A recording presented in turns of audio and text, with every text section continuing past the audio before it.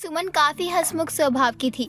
सुमन हमेशा से ही खुश रहती थी, लेकिन सुमन को ऐसे खुश देखकर उसकी ननद जूही अक्सर परेशान ही रहा करती थी। ऐसे ही एक दिन सुमन अपने कमरे में गाने चढ़ाकर डांस कर रही होती है। तभी वहाँ उसकी ननद जूही आ जाती है। ये सब देखकर जूही गाना बंद कर देती है। अरे ननद जी, आपने गाना क्यों बंद कर दिया है? मैं डांस कर रही थी ना। हाँ तो ये आपको सोचना चाहिए ना, ये आपका ससुराल है, मायका नहीं, जहाँ आप ऐसे उछल उछल कर डांस कर रही हो। और मेरे सर में पहले ही इतना दर्द हो रहा है, ऊपर से आपने इतनी तेज आवाज में गाने चला दिए। अरे थोड़ा तो दूसरों के बारे में सोच लिया करो। अचानक से सर दर्द कैसे हो गया आपको ननद जी? पहले तो आप ठीक थी ना? हाँ मैं ठीक थी, लेकिन आपके गाने सुनकर ही मैं दुखी हो गई हूँ और तभी मेरे सर में भी इतना दर्द हो रहा है। अब तो समझ आ गया ना आपको कि क्यों मेरे सर में इतना दर्द है। लेकिन मैं सच में इतनी तेज आवाज में गाने नहीं चला रही हूँ, बहुत थोड़ी ही आवाज है। आपकी कहने का क्या मतलब है? मैं झूठ बोल रही हूँ? अरे भाभी कुछ तो शर्म कर लो, घर में आपके अलावा भी बहुत लोग हैं, लेकिन आपको तो बस अपनी ही पड़ी रहती है ना। मैं जा रही हूँ अपने कमरे में, और अब मेरे जाते ही पीठ पीछे वापस गाने मत चला लेना। जूही के बोलने की वजह से सुमन अब गाना नहीं चलाती है और शांति हो जाती है। शाम के समय सुमन अपनी सरोज सास के लिए चाय लेकर आती है और दोनों सास बहू बैठकर चाय पी रहे होते हैं। तभी सुमन कहती है, माँ जी, वो मैं क्या सोच रही थी, अब मोहित जी का जन्मदिन आने वाला है, तो क्यों ना इस बार मोहित जी के जन्मदिन पर बहुत अच्छी पार्टी रखे। मेरा बहुत मन है। बहू, तूने तो मेरे मन की बात छीन ली। मैं भी यही सोच रही थी कि इस बार हम मोहित के जन्मदिन पर हवन करें, घर में पूजा भी हो और बाद में पार्टी करेंगे। क्यों, ये सही रहेगा ना बहू? अरे माँ जी, ये तो मेरे आइडिया से भी बहुत अच्छा आइडिया है। अब हम यही करेंगे। अब हम ऐसे ही मोहित जी का जन्मदिन मनाएंगे। लेकिन माँ जी, मोहित जी को पता नहीं चलना चाहिए इसके बारे में। उनके लिए तो अभी मुझे कपड़े भी लेने हैं, घर के लिए कितना सामान लेना है। अरे सब हो जाएगा बहू, तू इतनी टेंशन मत ले। सुमन तुरंत बहुत खुश होते हुए अपनी ननद के कमरे में से जूही को लेकर आती है बाहर। क्या है भाभी, आप मुझे थोड़ी देर चैन से नहीं बैठने दे सकती हो क्या? अब मुझे आप यहाँ बाहर क्यों लेकर आई हो, जरा बताना। बहुत अच्छा आइडिया है ननद जी, आप सुनोगी ना तो आप भी बहुत खुश हो जाओगी। भाभी, मैं फालतू चीजों के लिए खुश नहीं होती, और आप अब सीधा सीधा बात बताओ कि मुझे यहाँ क्यों बुलाया आपने? क्या काम है आपको मुझसे? ननद जी, आपके भैया का जन्मदिन आ रहा है, आपको तो याद ही होगा ना? हाँ याद है, अब बताओ आगे क्या? हाँ तो मैंने और माँ जी ने यही तय किया है कि हम मोहित जी के जन्मदिन पर पूजा, हवन और बड़ी सी पार्टी रखेंगे। और मैं पहले ही बता रही हूँ, इन सब कामों में आपको मेरी पूरी मदद करनी पड़ेगी। भाभी आप पागल हो गई हो क्या? अरे जन्मदिन के लिए इतना सब कौन करता है, और मेरे पास इन सब फालतू कामों के लिए टाइम नहीं है। तो आप भी अब मुझे बार बार दुखी करना बंद करो। जूही अपनी भाभी पर चिल्लाकर वहाँ से चली जाती है। सुमन को काफी बुरा लगता है। अरे बहू, कोई बात नहीं, तू उदास क्यों हो रही है? मैं हूँ ना तेरे साथ। हम दोनों मिलकर अब कुछ अच्छा से करेंगे। अरे वो तो हमेशा ही दुखी रहती है, तू उसकी बातों को दिल पर मत ले। आज ये तो मेरी परेशानी है कि मैं ज्यादा देर तक दुखी रह ही नहीं सकती। ननद जी की बात को मैं अब भूल गई। चलो माँ जी, हम लिस्ट बनाते हैं क्या क्या सामान लगेगा उसके लिए। ये हुई ना बात, मेरी हंसमुख बहू को किसी की नजर न लगे। सुमन तुरंत ही बहुत खुश हो जाती है और तैयारी करने लगती है। लेकिन अपने ही भाई के बर्थडे में जूही अपने कमरे से बाहर तक नहीं आती है। ये बात सुमन के मन में रह जाती है। सुमन फिर भी ये कुछ नहीं कहती है। फिर सुमन सबके साथ हंसी खुशी रहने लग गई थी। कुछ दिनों बाद जूही की शादी के लिए काफी अच्छे घर से लड़के का रिश्ता आता है। मोहित और सरोज दोनों ही शादी के लिए बात आगे बढ़ा देते हैं। एक हफ्ते बाद जब ये बात जूही को पता चलती है तो जूही काफी दुखी हो जाती है और सबसे कहती है, ये सब क्या है? आप लोग मेरी मर्जी जाने बिना ही मेरी कहीं भी शादी कैसे तय कर सकते हैं?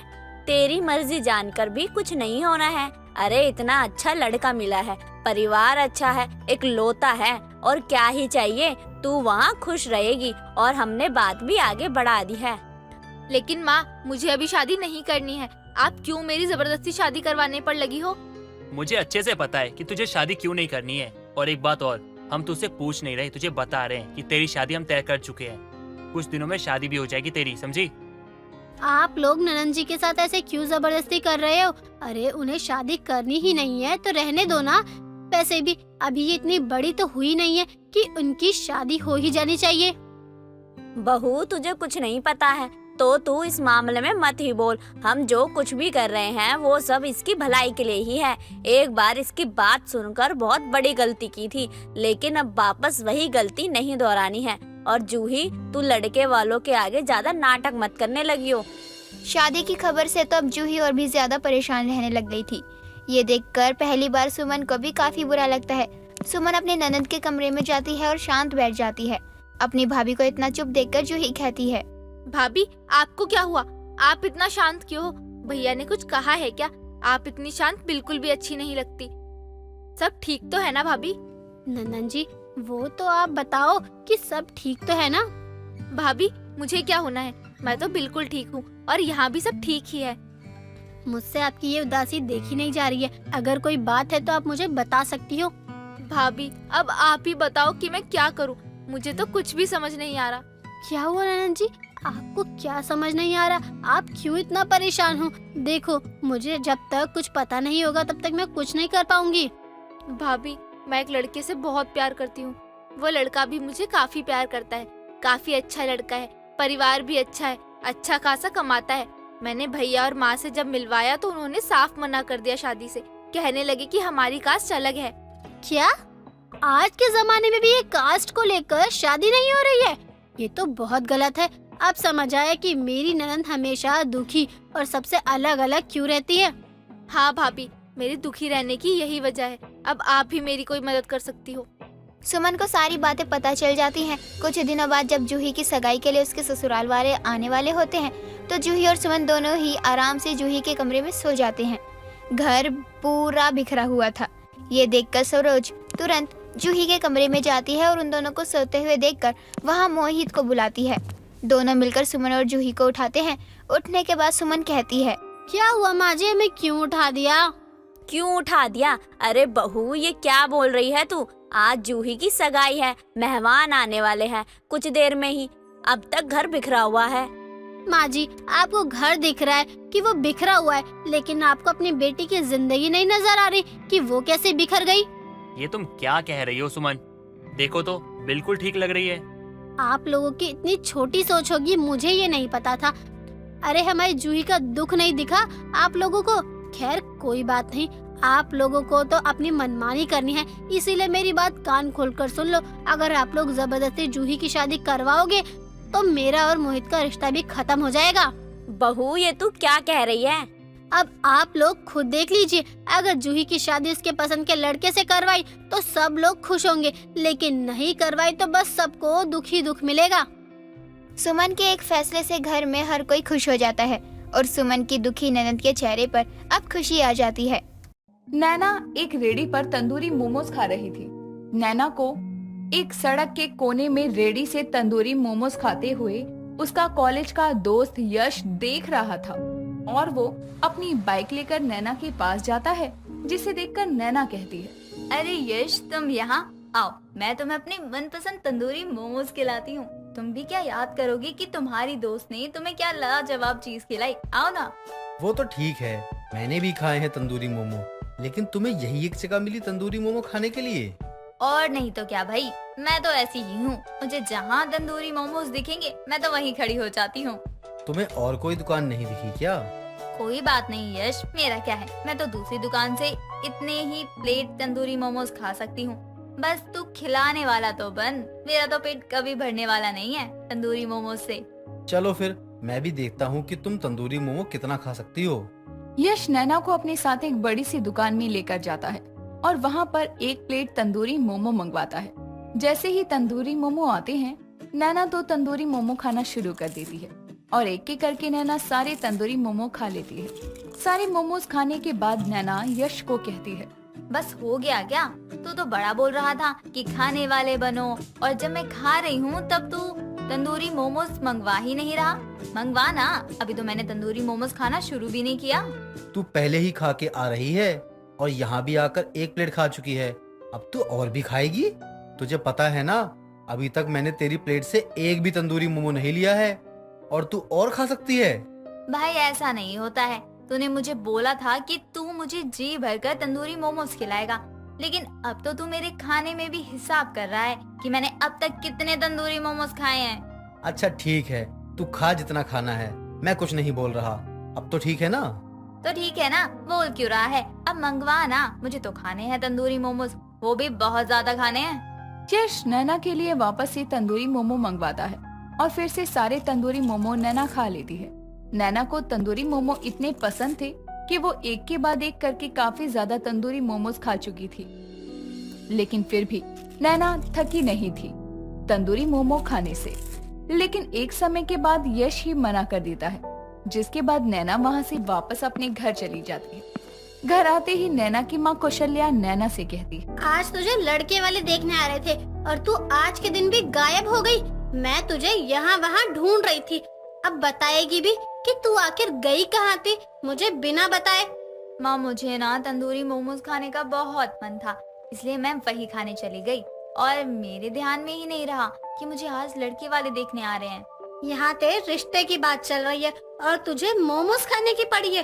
अरे रोज तो तू खाती ही है ये सब बेकार की चीजें, एक दिन नहीं खाती तू तो कुछ बिगड़ जाता क्या तेरा? माँ, अब होनी को मेरा तंदूरी मोमोज के लिए प्यार तो कोई भी नहीं बदल सकता ना। मुझे तंदूरी मोमोज कितने पसंद है, आप ये बात जानती हो। अगर मुझे घर पर रोकना था तो आपको आज तंदूरी मोमो मंगवाने चाहिए थे ना। हाँ, तेरे लिए ही तो मैं ये सब करूँ। वो तो अच्छा हुआ मैंने लड़के वालों से ये बोल दिया कि तू मंदिर गई है, इसलिए तेरा रिश्ता पक्का हो गया। उन लोगों को तू तो फोटो में ही पसंद आ गई थी, उन्होंने पहले ही बोला था कि उन्हें लड़की पसंद है। देखा माँ, मैंने तो अपनी तंदूरी मोमोज से भी समझौता नहीं किया और मेरा रिश्ता भी पक्का हो गया। आप भी ना खामखा ही चिंता करती रहती हो। नैना का रिश्ता तय हो जाता है, जिस बात से उसकी माँ काफी ज्यादा खुश होती है। कुछ ही दिनों में नैना की एक बहुत ही अच्छे लड़के से काफी धूमधाम से शादी होती है। शादी के बाद नैना अपने ससुराल का बहुत अच्छे से ध्यान रखती है और उसे संभालती है। एक दिन नैना बाजार गई हुई थी तो उसे बाजार में एक जगह तंदूरी मोमोज दिखते हैं, जिसे देखकर नैना काफी सारे तंदूरी मोमो घर ले आती है और खाने लगती है। कुछ देर बाद नैना की सास माला आती है और इतने सारे तंदूरी मोमोज देखकर बोलती है, ये सब क्या है बहू? तू इतने सारे मोमोज क्यों लेकर आई है घर पर? क्या तेरे कोई दोस्त आने वाले हैं? नहीं माँ जी, ये सब तो मैं अपने लिए लाई हूँ और ये बस मोमोज नहीं है, तंदूरी वाले मोमोज है। आप भी खाओगी ना माँ जी तो बहुत अच्छे लगेंगे आपको। बहू, इतना मैदा खाएगी तेरे पेट में दर्द होगा बाद में काफी। माँ जी, कुछ नहीं होता। ये सब लोग जो भी बकवास करते हैं ना, वो ना तो खुद खाते हैं और ना ही किसी को खाने देते हैं। अब बहू को खाने पीने के लिए क्या ही टोकूं? बहू तो इतने टाइम बाद खुली है, उसे जो खाना है मैं उसे खाने देती हूँ। उसकी भी तो मर्जी होनी चाहिए ना। माला नैना को ज्यादा कुछ नहीं बोलती और उसे खाने देती है। ऐसे ही कई दिन निकल जाते हैं। नैना अब तो रोज ही तंदूरी मोमोज खाने लगती है और ये सब नैना का पति और सास लगातार देख रहे थे। कुछ दिनों बाद नैना अपने पति अंकित के साथ बाहर डिनर डेट पर जाती है, जहां अंकित नैना का हाथ पकड़ता है और बोलता है, नैना, तुम बहुत ही प्यारी हो। भले ही मैं हमारी शादी के बाद बोल रहा हूँ, लेकिन सच में मुझे तुमसे बहुत प्यार हो गया है। अंकित, मुझे भी बहुत प्यार है, लेकिन तंदूरी मोमोज से। हमें डेट पर आए हुए कितना टाइम हो गया। चलो ना, अब हम चलकर कुछ खाते हैं। तो मुझे ना बहुत जोर से भूख लगी है। अच्छा ठीक है, बताओ क्या खाओगी? मैं तुम्हारी पसंद का ही खाना मंगवाऊंगा आज। तुम मुझे बोल रहे हो कि प्यार करते हो और तुम्हें ये भी नहीं पता कि मुझे क्या पसंद है। नहीं यार नैना, तुम फिर से तंदूरी मोमो खाने को बोलोगी? मुझे नहीं खाना। तुम पक नहीं जाती हो क्या एक ही चीज को बार बार खाकर? चलो मैं तुम्हें राजमा चावल खिलाता हूँ। तुम मुझे यहाँ डेट पर राजमा चावल खिलाने लाए हो? मतलब सच में? एक काम करो, अब तुम खुद बैठकर ये राजमा चावल खाओ। मैं तो जा रही हूँ तंदूरी मोमोज लेकर घर। तुम बस तंदूरी मोमो की वजह से हमारी डेट ऐसे ही छोड़कर जा रही हो? हम कोई सिंगल कपल नहीं है जो डेट पर जाए। हम शादीशुदा हैं और अगर मैं यहाँ रुकूं भी ना तो क्यों रुकूं? तुम क्या मेरी मन की कर रहे हो? तंदूरी मोमोज ला रहे हो? नहीं ना, तो फिर मत बोलो मुझे रुकने के लिए। नैना इतना बोलकर अपने घर चली जाती है। अंकित को नैना पर काफी ज्यादा गुस्सा आता है और वो भी घर जाता है। इसके बाद नैना और अंकित में ज्यादा बात नहीं होती। दिन निकल जाते हैं, लेकिन नैना की तंदूरी मोमोज खाने की आदत अब तक नहीं जा रही थी और वो ऐसे ही तंदूरी मोमोज खाती रहती। एक दिन माला नैना के लिए खुद से तंदूरी मोमोज बनाती है और नैना को खाने के लिए दे देती है। जैसे ही नैना वो मोमो खाती है, तो उसमें से कीड़ा निकलता है, जिसे देखकर नैना वो तंदूरी मोमो वहीं फेंक देती है और अपनी सास से कहती है, माँ जी, ये मोमोज आप कहीं से लाई हो या खुद बनाए हैं? मतलब मेरे मोमो में बड़ा बड़ा कीड़ा निकला है। बहू, मैं कैसे बनाऊंगी? मुझे तो बनाना ही नहीं आता। तुझे तंदूरी मोमोज इतने पसंद थे तो इसलिए मैं तेरे लिए खुद दुकान से जाकर ये तंदूरी मोमोज लेकर आई हूँ। लेकिन मुझे समझ नहीं आ रहा कि इस मोमोज में ये कीड़ा कहाँ से आया। माँ जी, कोई छोटा कीड़ा नहीं था, बल्कि बहुत बड़ा था। बहू, तुझे ये सब पसंद है इसलिए तुझे मेरी बात जरा सी बुरी लग रही है, लेकिन मैंने खुद देखा है मोमोज में कई बार कीड़े भी होते हैं और ये कीड़े वाले मोमोज ही तुम जैसे लोग खा लेते हो। माँ जी, आप सच बोल रही हो? बहू, मैं झूठ क्यों बोलूंगी? मुझे झूठ बोलकर क्या मिलेगा? जो सच है वही बता रही हूँ। अब तो तूने खुद भी देख लिया कीड़ा, बाकी तेरी मर्जी है आगे की। नहीं नहीं, अब मैं तंदूरी मोमोज क्या, मैं तो नॉर्मल मोमोज भी ना खाऊं। चलो, बहू के सर से तंदूरी मोमोज का भूत तो उतरा और मेरा मोमोज में कीड़ा डालने का आइडिया भी बहुत अच्छा रहा।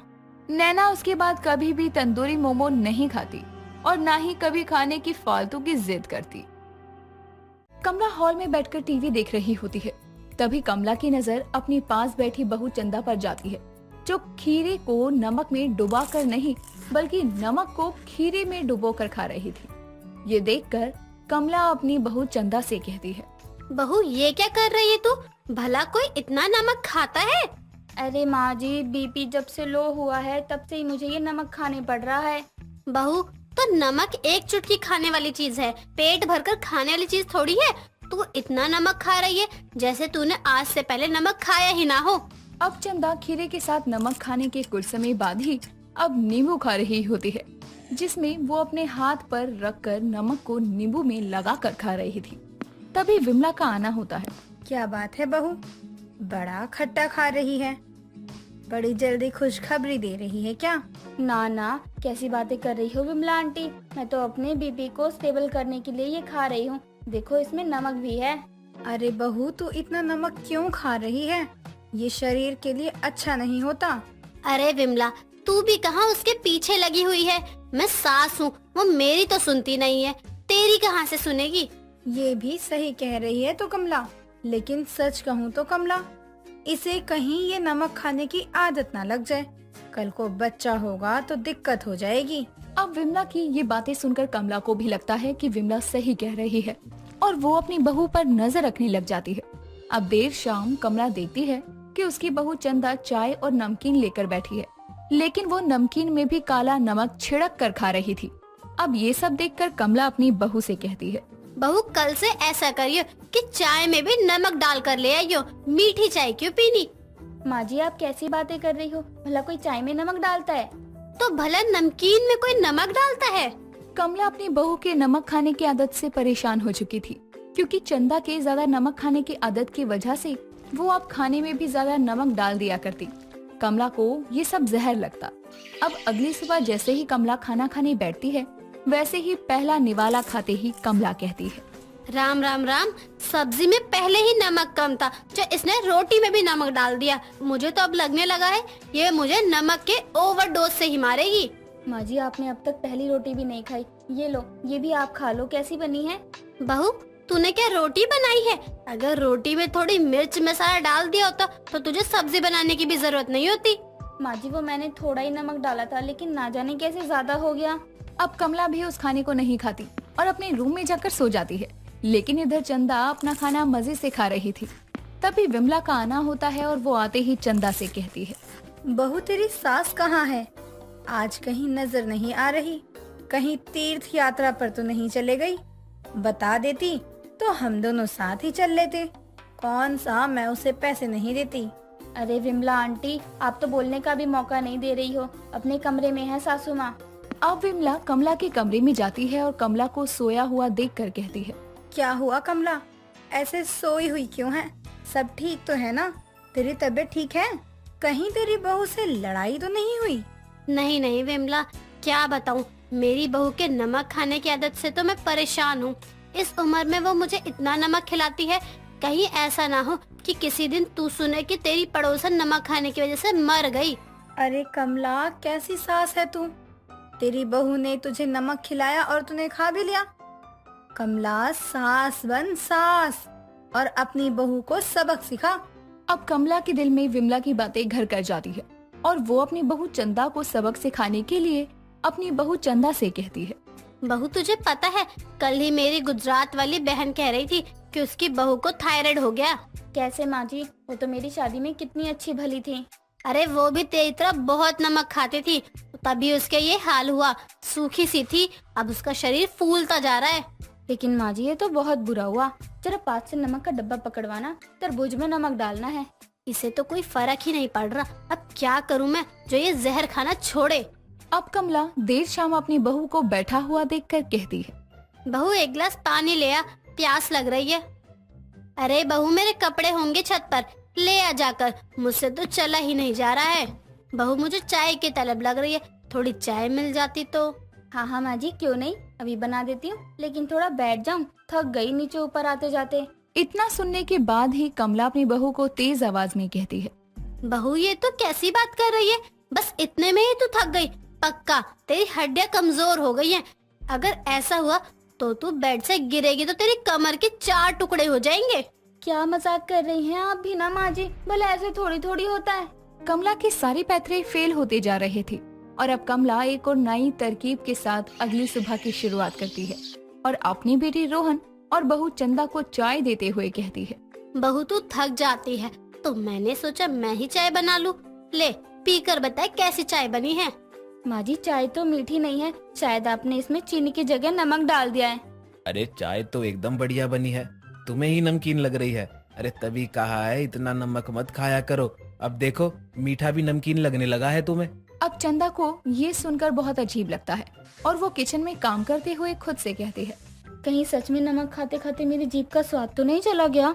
और इधर रोहन और कमला दोनों मिलकर चंदा को मजा चखा रहे थे और उन्होंने अपनी चाय में चीनी डाली थी और चंदा की चाय में ढेर सारा नमक।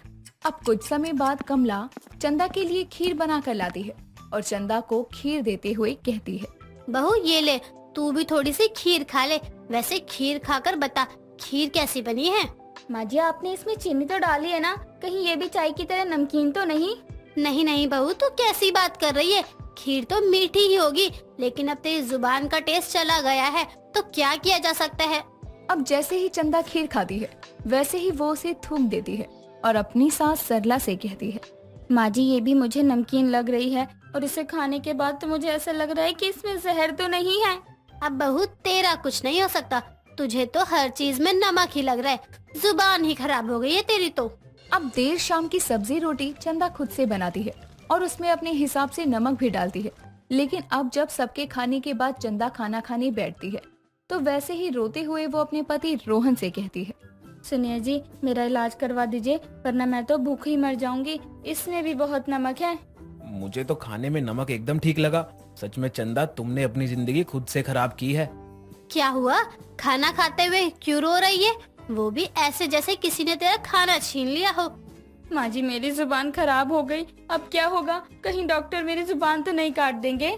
ऐसा कुछ नहीं होगा, जो भी हुआ है वो मैंने और रोहन ने तुम्हें सबक सिखाने के लिए किया था। यानी मेरी जुबान ठीक है? हाँ ठीक है, जब तक तुम नमक नहीं खाती। चंदा को पता चलता है कि उसकी जुबान बिल्कुल ठीक थी, बल्कि उसके पति और सास उसके साथ ये सारा छल कर रहे थे ताकि उसे अपनी जुबान की चिंता हो और वो ज्यादा नमक खाना छोड़ दे। जिसके बाद चंदा अब ये वादा करती है कि वो कम नमक का सेवन करेगी और उसके बाद रोहन और सास हंसने लगते हैं और उसके बाद चंदा हमेशा इस बात का ध्यान रखती है और हमेशा कम नमक खाती है। दोस्तों, अगर आपके घर में भी कोई ऐसा है जो कि थोड़ा ज्यादा नमक खाता है या फिर नमक खाना पसंद ही नहीं करता तो हमें कमेंट करके बताना ना भूले। वीडियो पसंद आई हो तो वीडियो को लाइक करें, शेयर करें और कमेंट करके अपने सुझाव हमें बताना न भूले। दोस्तों, अगर आपको ये कहानी पसंद आई तो इसे लाइक करें, शेयर करें और कमेंट करके बताएं कि कहानी में आपको सबसे अच्छा क्या लगा।